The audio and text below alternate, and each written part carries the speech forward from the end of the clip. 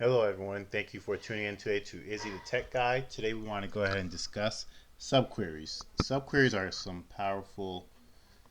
they have some powerful capabilities. So, I'm going to go ahead and get started here. Again, we're using AdventureWorks dataset. So, if you look here, you have two different dataset that we're going to look at. So, we have the product cost history and the salesperson. So let's just say you have a report where you can't, with these two, you can't really join on them. Let's say there's no way to join on them, but you want the dollar amount from them. So let's say I want, hey, the standard cost, the sum for this table, and then from here I want the sales year to, well, let's say bonus. So there's two ways you can do that. Let me show you here. First thing you can do a union. So if I do a union, and then I can just say here as this could be cost amounts, and this can be as bonus amounts. So if I run this, these are basically two queries that I'm putting together and doing a union. So you see here, now the problem, if you notice here, it's going to take the first alias name. So this becomes bonus amount. Now you can do something like this. So you can take this out and just alias them as amount, and then you can come here and just create this to be cost amount, and it can be as charge type. I'm just making up things here. You just use something that's more to your a word that fits to your standards or to your environment that you're working in, or your industry. And this can be bonus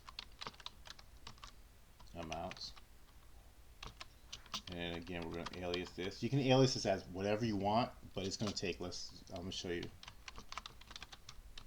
two here. And let's get our group by one. And then let's go here, group by one. Probably unnecessary, but let's go ahead and run this. It must contain at least one column. I hate when that happens, but let's go ahead and take this out,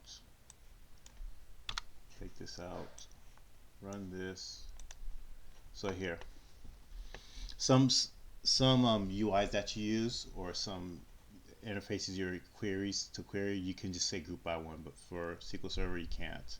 So here you see we have charge type, so it has amount here, bonus amount here. So that's one way.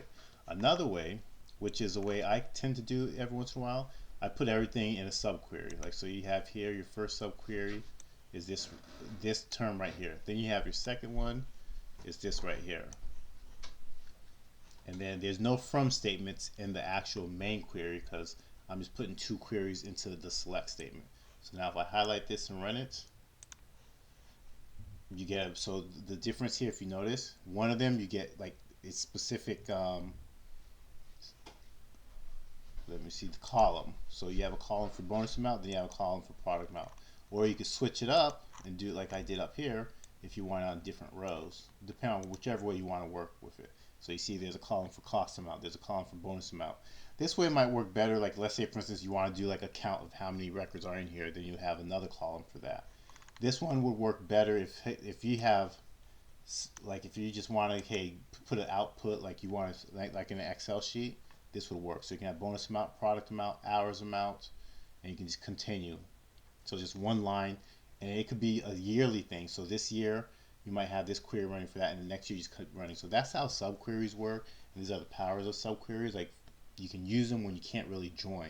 So you put two queries in, and you create your report or whatever data output you want by using a subquery here. Because again, if we go with the assumption that, hey, there's nothing in this table or no kind of dimension or fact table where we can join back to each other, this would work for a subquery.